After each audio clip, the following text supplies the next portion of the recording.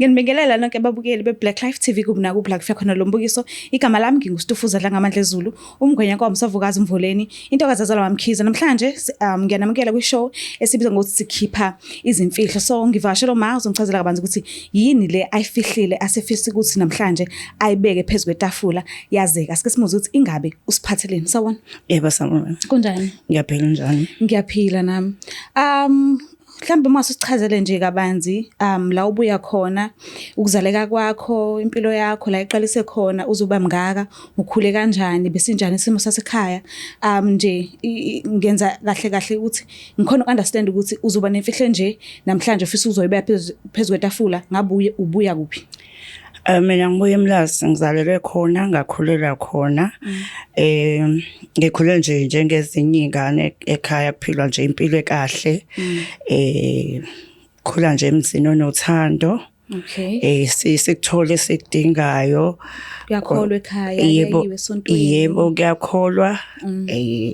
Isonto nje ilona into esiphila ngalo. Okay. Yes. Ngabe mhlawumbe ukhulele phansi kwesandla sika gogo noma umama nobaba? Kahle ubekhona uma. Okay. Bese hayi ugogo wami. Ukhokho. Ukhokho? Yes. Umficile? Uyena ongikhulisile. Oh wow. Ha. Akusandile ukuthi sifice okhokho bethu besaphila emhlabeni size sikhulu siziqaphele nje sizisibheke sibabone sekuyinto eyivela kancane. So experienceeni ngokuba nokhokho umbone esaphila? Uthando engilithole lapha liyamangaza. Yebo noma wami bengithanda kodwa nemfundiso kayifani. Imfundiso yalo yamuntu omdala ngicabanga ukuthi mhlawumbe iyona futhi esangenza ukuthi ngikwazi nokuqhubeka ngempilo. Noma phela zikhona ingqinamba lapha nalapha yana kodwa nje ngiyakwazi ukubekezelela izimo ngenxa yemfundiso zakhe ngoba ngihlala ngikhumbula ukuthi kambe wake wathi. Oh okay. Mhlambe ubesabona emehlweni, ubesayihambela ngenyawo zakhe noma bese umuntu nje ubebona ezihambela esebenza engakuthanda ukuhlala phansi. Okay. Esebenza waze kwaba nje nami sengiba mdala ngiba nezingane usakhona. Ngeke nazi nabusiseka Nkosi yami impilo ende kangaka. So ukhokho lo ubuye esidini la kaMama. Yebo la kaMama. Esidini la kaBaba baphila, ngabe niyathandana, ngabe uyabazi noma mhlambe nje awuthola ngethuba lokuthi bazi? Ngikhule ngikude nabo. Okay. Kodwa bekhona bephila kwathi sengimdala kwayimanga ihlangana nabo. Yebo bengibazi nabo bazi ukuthi kunomntwana osendaweni ethile. Babe ngicine ngimncane sakwazi ukuthi saphinde saxhumana. Umndeni ophila kamnandi onothando olukhulu ngoba nje ngisho ngisekhaya ngithathwa ngibeke lapho sisomdala. Okay, umdala. Okay. Nje ineyingane zasekhaya zangamukela kamnandi nje. So noma ngekholwe engikwaziyo ngabo kodwa nje lokho engikubonile kubona ikona nje engikuthanda kakhulu. Oh, ngabe mhlawumbe uke wamsesha uma wambheka ukuthi akwazise at least ukuthi yini eyenza ukuthi ungakhuli phansi kwabo bobabili benobaba bebambisene? Oh okay. Lokho ngakuthola vele khona ekhabo ma bangitshela ukuthi kahle emakhaya kwakuhlukanisa indlela kubo kamana kubo kababa. Engathi izalukazi lezi sangapha nesangapha zayingazwani. Oh okay. Kusukela bekhula bengazwani baze baba nemizi yabo. Egcineni kwase kuvela mina ke kwave kwayimpi enkulu kwaphoqele kuma ukuthi akabuye azohlala eThekwini angitholele eThekwini wavalwa nokuthi aphinda emakhaya. Engathi ubaba wami wafika ke kodwa ethuzohlawula kwaphuma omalume bamjaha. Ehamba nabantu babajaha babaxosha so bebengabafundi so ingakho ke nje ngakhula ngaphandle kababa wami. Bibi kuphatha kanjani leyo nto leyo? Bekubhlungu.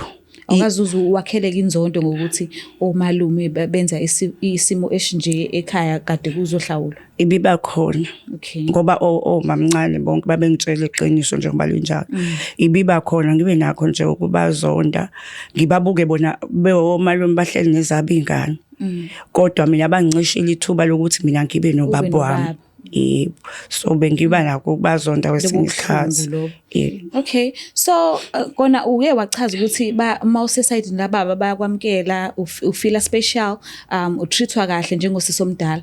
But lokho ukusho ngoba nakho bowubona mawuvakashile. Ngabe mawusekhaya ke ikhona mhlambe ubaba into akayithumele mhlambe njengemali ukuthi kubhekelele izintweni obuzidinga noma ubeyithulele nje kube ngokuthi uzokubona wena mawufikile. Ubaba wami akasebenzi kodwa umama unkosikazi wakhe wenza noma yini. Angiceli ngisho ukucela ngoba nodade wethu omunye naye yena ongibhekile kakhulu. Okay. Yes, siyabonga kakhulu. Abo step mama bajwayele ukuzixaka ngeingane zabakhwenyana babo. Abayina lapho. But waba nenhlanhla. Unjani ukumthanda ke? Ngimthanda kakhulu ngendlela naye engitshengisa uthando ngangingakulindele lokho. Ngoba sihlezi sazi nje ubusho nje uthi ay o step mother abajwayele. Kodwa ayi lo wami ayi o best man. So namhlanje sihleli la isihlalo hleli kusona esokukhipha imfihlo. So mangase nje ungiqale ekuqaleni ungilandise ukuthi ubekwa yini la ekhaya namhlanje, yini lo wefihlile usufisa ukuyikhipha namhlanje? Engifisa ukukhipha namhlanje ukuthi ngihleli lana nje umuzi wami nomyeni wami uzodliwa ngenxa yokuthi ngingene ekugembuleni. Ngaphelelo umsebenzi kodwa ngaqhubeka ngilokho engigembula ngithi ngizama imali. Kwangabusayekeka kwakuthi noma ngiyithola leyo madlana ngiqhubeke ngilokho engiqhubekile kwagcina ngayekanga. Iyona ke into engiletha la. Uqale kanjani ukugembula? Ngabe wakubona kuphi lokho and ufakwe yini khona egembuleni? Waqala kanjani? Ekuphelelweni kwami umsebenzi. Angizange ngize ngimtshela umyeni wami ngoba uphelanga kahle. Into eyenzeka ngantshontshe emsebenzini ngaxoshwa. Wabanjwa. Ngabanjwa. Wayinde wayintshontsha and wawusebenza umsebenzi okanjani? Ngangisebenza e-restaurant. Oh okay. Wawusuntshontsha ini? Ngantshontsha imali ekuthilini. Oh okay. Yes. Ngaxoshwa kanjalo ngangamtshela umyeni wami ukuthi angisasebenzi. Ngalokho ngivuka ngihamba ngithi ngiyazama umsebenzi lutho ngiyabheda. Ngangena ngiphuma ko Superbet ngizama ukugembula khona. Hayi ingangivuma into ngazama ukuthola ukuthi yini engayidayisa ukuze ngibe nemali. Kwakhona ke untombazane engangisebenza naye bese lokho esixhumana. Okay. Wangiboleka imali ukuthi ngithenge impahla ukuthi ngikwazi ukudayisa. Okay. Ngibathola ke lama reject ngidayisa enkoletela abantu bangakhokhi. Kwabona ukuthi kuyabheda kanti kunomama engimaziyo omakhelwane nje ongekude nami. Lo mama ubephila ngakho ukugembula. Hayi ngize ngekene ukuthi akangichushise. Wenza kanjani? Ukuthi kwenziwa kanjani kiwapi athi hayi ke sizohamba naye ke. Yabo yena behlala kuze kube sebusuku kodwa mina ngimtshela ukuthi angikwazi ukuba ngaphandle ebusuku kakhulu. Ngoba phela ubaba wasekhaya. Ngoba mangibuya ngekhathi zo9 la ebengivele ngijwayele ukubuya ngalezo ikhathi emsebenzini. So ngase sahamba ke nomama wangintroduce kulento ke ukugembula. Hayi noma ke ngangakakwazi kahle kodwa nje wangitshela ukuthi lo mshini lo iwona ekuwineka kuona kangcono. Ufanele uzame lapha etafuleni. Hayi ngizame kubhede. Kwathi ngibambile ngabamba nje imadlana yayingafikile ngisho ku 5,000 kodwa ngakujabulela lokho ngabona ukuthi akufani kusho ukuthi seza kunokuthi ngiyeke noma mhlambe ngizama ukuthatha le mali ngenze something ngayo. Mina ngabona ukuthi ilula kakhulu le mali le ngaqhubeka ke nokugembula kanjalo. Ugembula ngayo yona lo. Ngigembula ngayo le mali. Umyeni wami uyanginika imali fanele ngikhokhe phela i-home loan imini fanele ngikhokhe uyakhipha imali mina ngiyithathe ngihambe ngecasino ngayo. Ngagcina ke indlu ingasakhokhelwa ke. Manje sekufika ke umyalezo ukuthi indlu ibhenki lizoyidla. Ngoba sekunesikhathi esidinga khokhelwa. Ingakho bengifisa ukuthi ngimtshela ngaboni sekwenzekile. Yena kubaba wasekhaya umuntu onjani, injani personality yakhe? Umuntu ophansi nje, umuntu ophansi, uyangithemba kakhulu, izinto eziningi uyiyekelela kumina ukuthi ngiyibheke ngiyilungise, kakhulukazi izinto zekhaya. So nje umuntu ophansi akakhulumi kakhulu, so nje nokumrobha kwakuvele kube lula. Ngoba uphansi. Ngoba nje akabuza imibuzo, akafuni ukubona ukuthi ngenzeni, yonke into report kumina, uyangithemba kakhulu. So nje ngayithathela imali mina ngenze lezi zinto engizenzayo. Kodwa abantu abaphansi ulaka labo lunganguzulu. So ubaba yena umsebenzi awusebenzayo mhlambe mawubhekile njengoba ufuna umtshela lezi ndaba nje likhona yini ithuba lokuthi mhlambe enza ama means athize ukuthi akhave ekuthenini umuzi ungadliwa kodwa mhlambe akhokhe. Khona kungathanda ukuba nzinyana. Umsebenzi awusebenzayo awukho muhle kangako. Nanokuthi ke enye into ekhaya lakhe kukhona odadewabo abafowabo abasebenzi usanomama khona ekhaya ubheka ikhaya nje. Ubheka ikhaya ithina ngapha ikubo ngala. So nje angiboni ukuthi angakwazi kodwa phela indoda ngeke uzuyazi. Manje indoda ngeke uzuyazi ngempela. Yo. Mhlambe mawubhekile ayive izoqhekeza uzwano lenu imfudumalo yasekhaya le ndaba ofuna umtshela yona. Ngiyazi kona ukuthi ubusucindezekele ngale ndlela ukuthi kufanele umtshele ukukhiphe lokho akwazi. But ngesingawe ngokumazi kangcono nokwazi umndeni wakho akuve kuzokunqhekeza kungene phakathi kwenu mhlambe kunhlukanisa. Nginovalo olukhulu lalokho. Ngiyabuka nje amanga sengimqambele wona ukuthi ngiyasebenza mina ngingasebenzi. Ngibuka nje nemali yakhe engaka esengiyisebenzise ngendlela engafanele. Ngiyabona inhliziyo izoba buhlungu futhi kungenzeka ngangixolile. Yabo nje ukuzwana angiboni ukuthi kuzobuye kube khona inkinga enkulu phela lese ngimfake kuyona. Angiboni kodwa nginethemba lokuthi manje ngincenga Nkosi yami umyeni wami mhlamba ngagcina ngixolelile. Mhlamba unesikhathi singakanani uphelile umsebenzi?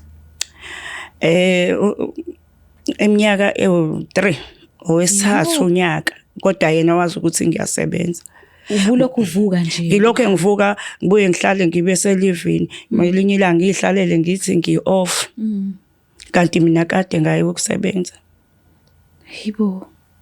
Isikhathi eside kakhulu. Kodwa ngenxa ukuthi lo muntu awuyena bengazi asole lutho. Yo, asike zama ukumfonela simuze lento ngabe izomphatha kanjani.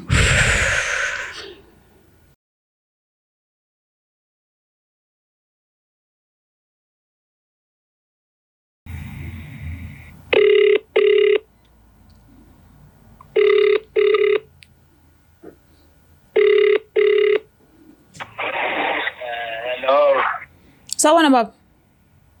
Yebo. Kunjani? Siyaphila nathi. Ukhuluma noStufuza Dlangamandla Zulu from Black Life TV. Singakhona ukukhuluma? Ngiyakhona. Alright, nginomama wakwakho la e-studio uthi ucela ukukhulumisana nawe. Bengicela nje umuphi ithuba umlaleli. Okay. Ngicela umabela baba. Sawubona baba. Yebo mama, ngiyaphila. Siyaphila wena unjani? Ngiyaphila. Ayi babakhe kunodaba ebengifisa ukuthi ngitshele lona lana.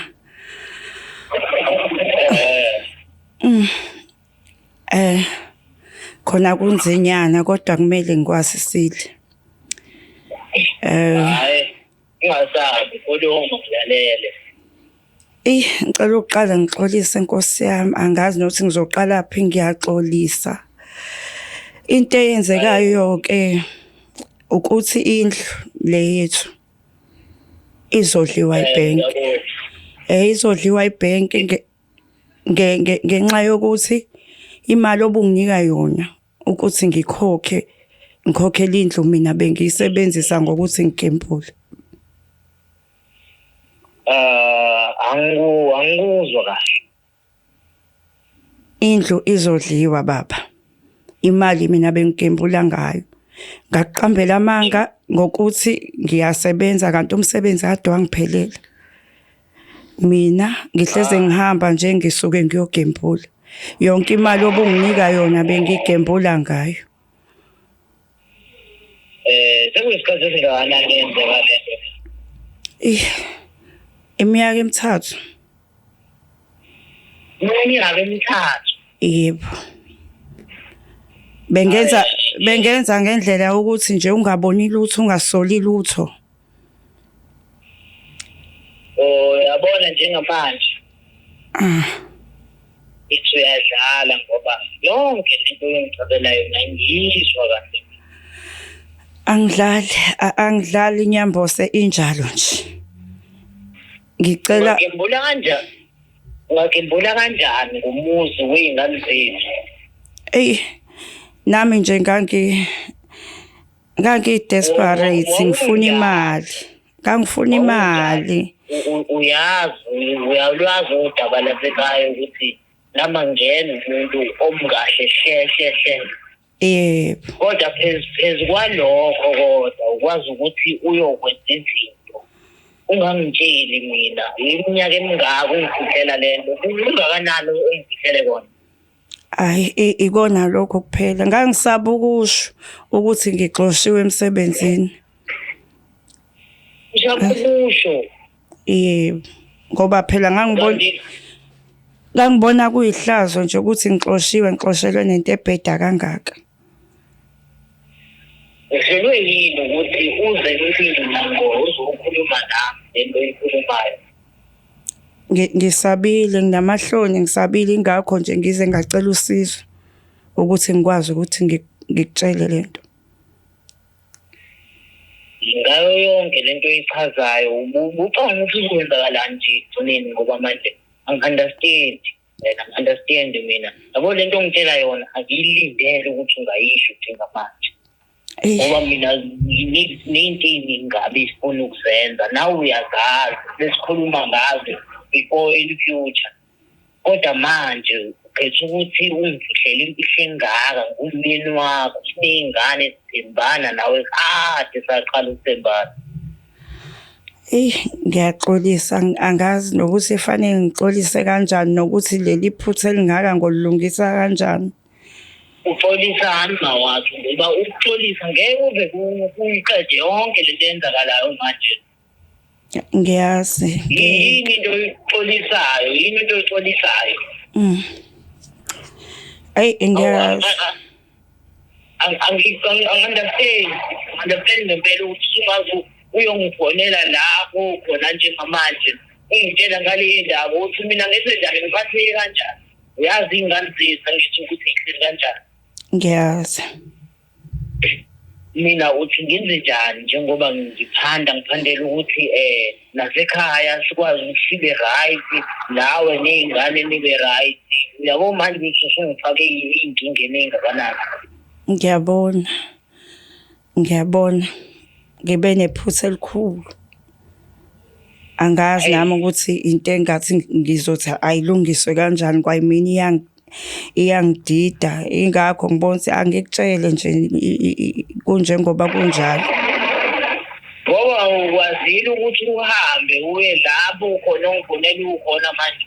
Uhlelwa yini ukuthi uvele uyilungise nabo vele lento leyenzakalayo? Uhlelwa yini? Cha ngeke ngikwazi ukuyilungisa nabo bona phela bengifuna bangisize. Akwazanga ukuthi uze kumina ngithi bengisaba. Benginamahloni. Ingakho ngicela usizo ukuthi ngikwazi ukukutshela ngoba benginamahloni. Yazi ngiphathisha ngekhanda lento exoxayo, ngiphathisha ngekhanda lento isho mina kodwa ungenzani mawe ingane la ithembile. hayi uyabona nje lento le yini engizongene ngiyenze ukuthi ngivele ngithathe ingane ngoba ngiyakubona ukuthi ngathi ikhanda lakho alihambi kahle ngathi ungahambi kahle ikhanda lakho yena ngithathe ingane ngihambise ekhaya ngiyivumele umuntu ozoyigada ngoba uyazi nawe ngihlala noma uyazi. Nkosi yami ngiyaxolisa kakhulu. Bengicela nje ukuthi ongcono ke sibonisane ukuthi iphi indlela esingenza ngayo ukuze kulunge yonke lento. Njengoba uthi ukubonisane manje uhlelwe yini ukubonisana nami usasanda ukuphelile umsebenzi? Njengoba ngisho nje nganginamahloni. Hey, yabona ngazi dingayazi wenza njani into engcono ukuthi uhlangane nami sikhulume. Yona into engcono ingenzeka leyo sikhulume ngengane ngoba ingane zami vele kuliwami nezikuliwami. Yebo. Hey uyabona nje wawungiphathisa ngekhaya. Ngiyaxolisa ngiyambuza. Siqinisele ukuthi umuntu ubona emva kwesikhathi umlima bakhe ngoba angifuni ukuthi mama ngumlima lento ngizwa mama. Umlima lento engenza engizwa manje engazi ukuthi ngizoyithini. Manje kufanele ngiphize mina, kufanele ngiphiphe into zakho manje, kufanele ngicebe into zakho ozenze wedwa engingekho uzenze. Kodwa manje kufanele ngingene mina lapha. Ngiyacela abantu ukuthi okungenani kungithembisa ukuthi sizokwazi ukuthi sihlaleke sibonisane ukuthi ukusuka la senza njani.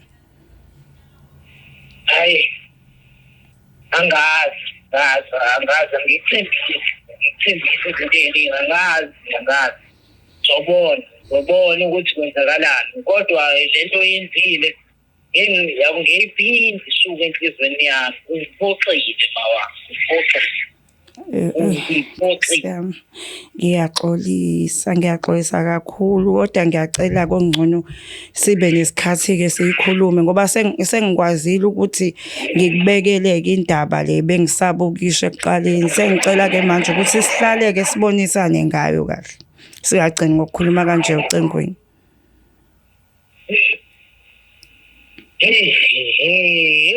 Ngiyakuzwa impela kulungile. Uyona into efanele ngabe uvele wayenza vele ukuze mina siyikhulume le nto hayi uzoyikhulumela labo uyikhulumela khona uma uvele unephutha futhi. Ngiyaxolisa kakhulu. Hey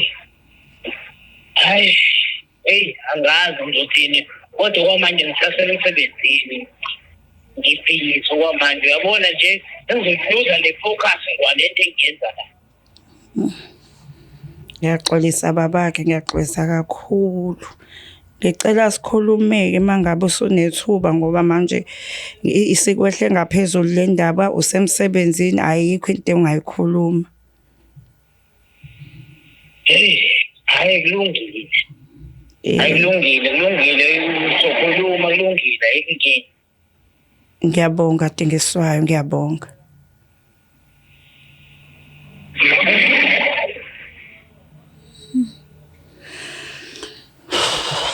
Siyabonga kakhulu baba ngesikhathi sakho. Hello? Siyabonga kakhulu ngesikhathi sakho. Alright. Yo. Hayi ngeke. Ukona ubushilo ukuthi uphansi. Noma ethethe uthe yabona nje uyambona ukuthi uphansi. So kuzoba njani ke mase ufika ekhaya mawubhekini ngokumazi kwakho? Ngiyasaba. Ngiyasaba ngoba enkulu lento awumazi umuntu futhi uke washo ukuthi abantu abalunge kakhulu akulaka banolaka kakhulu kanti naye sengake ngambona ukuthi vele umuntu onolaka akasheshe ukudinwa kodwa mayidiniwe kunzima ngakho nje ngiyasaba kodwa kulungile kodwa ke ngoba usukhulumile at least useyazi noma ngabe kuthiwa isolution akakaphumi kodwa ke ephuzweni lokuthi usuzamile wazama ukukhuluma naye ufila kanjani ke ngalokho? ngathi khona okuncane okusukile enhlizweni ngoba bekhona itshe elikhulu. Awusasindelwa kangako. Akusasindi kakhulu yize phela ngingakazi ukuthi kuzoqhubeka kuthekeni kodwa nje sekukhona umehlukano osukhona manje. Uke wabeka ukuthi ucabanga ukuthi angathatha abantwana abayise ekhaya lakhe abatholele umuntu ozobabheka. Mhlambe ngabe ubekusho esakwatile lokho usazobuya ushintshe umqondo menikhuluma ngokuhamba kwesikhathi noma into mayishilo usuke eshilo nje futhi ezoyenza ngempela noma ngabe kuthiwa usencengwe kangakanani? Ngiyacabanga ukuthi ukukhulunyiswa ukudinwa. Okay. Udinwe kakhulu. And mangibuka isimo sakubo angiboni engathanda ukuthi izingane zakhe ziyohlala khona ngoba yena uqobo lakhe ukasho ukuthi ezakhe izingane ngeke ihlale nodade wabo. Okay, shuthi mhlambe ubesadiniwe mhlambe sothi mase sixoxile abuye akeke lokho. Bona abantwana bangakanani ingakanani firstborn yena? Ino 15. Yo semdala lo muntu. Usekhulile impela. So uma ngabe kuthiwa ubaba uyayiputshuza le ndaba le ebantwaneni. Ish. Mawubhekile basobuye bakuthembe njengomama wabo. Ay kunzima angazi. Kodwa kuzoba nzima ukuthi baphinde bangithembe. Sebelahlekelwe ikhaya labo ngenxa yami. Kuzoba nzima kodwa ke ngoba ngumzali wabo nguma wabo. Mhlawumbe uthando abanalo ngami lona elizobenza ukuthi baphinde babuye behlise imoya ngokuhamba kwesikhathi. And kumuntu nanoma kuthiwa wesilisa nanoma kuthiwa wesifazane ngiyacabangela ukuthi sonke sicishe sifane ngokuthi omama bethu ibona babalekile okudlula obaba bethu ukuze noma kuthiwa uyaqhuzuka nje umuntu ofika kuqala ukuthi hawe ma awukwazi ukuthi ungakhala ngobaba because noma ngabe kuthiwa basithanda kakhulu ubaba bethu kodwa abasinakekeli kakhulu ukudlula abomama bethu. So I think noma ngabe kuthiwa iyaputshuka leyo ndaba mhlawumbe bangakwata leso sikhashana kodwa babuye lokho ukuthi no uma phela lona sonke siyawenza amaphutha ayikho ingelusi ephila la emhlabeni. So ngifisela inhlanhla ke masukhuluma sana nobaba ngiyafisa futhi ukuthi nithole isolution enzoya ngayo phambili nixazulule kahle le ndaba ngale ukuthi nidonsana omunye adonsa abhekele nomunye udonsele abhekele basi nibe nokuzwana liphinde libuye lo lathando lolu elwanhlanganisa kwayinathi mhlambe futhi singakazala because ayisekuncane kakhulu umncane ngempela. Ngiyabonga kakhulu manje ngifisela inhlanhla kona konke ngiyabonga nje ukuthi ungivakashele namhlanje. Ngiyabonga kakhulu nangosizo lwakho. Ngiyabonga. Mbuke lapha ekhaya kuningi kakhulu kodwa ke ungagcini into ekushisayo nekuphatha kabuhlungu esifubeni because akulula ukuphilisana nayo. Usikubona uyancipha emzimbeni asazi ukuthi udliwa yini ngoba mhlambe ungenze ukuthi uyasebenza kamnandi uright unemali kodwa sibone lokhu unciphe nje singazi ukuthi yini enciphisa umuntu okulungele ke nawe njengomuntu lokho kufihlile esifubeni kukhiphe mhlawumbe ongenze ukuthi ungasizakala ngakho ikhambeni nesikhathi. Ngicela ukuthi ungakhohlwa ukuthi subscribe, ulike, ushare mina ngiyithanda kakhulu. Bye.